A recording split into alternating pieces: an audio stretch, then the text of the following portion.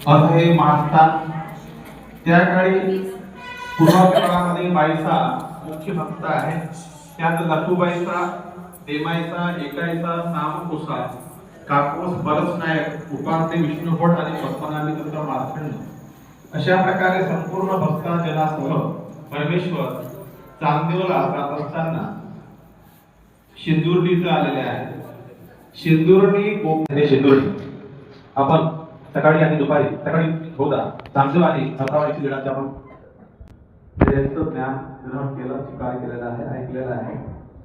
तदनंतर मग शिंदुर्डी हे स्थान आपण करणार आहोत. त्या शिंदुर्डी स्थानाची स्थान महिमा आपल्याला देवपूजा वंदनपर्यंत थोडीशी ऐकून घ्यायची आहे.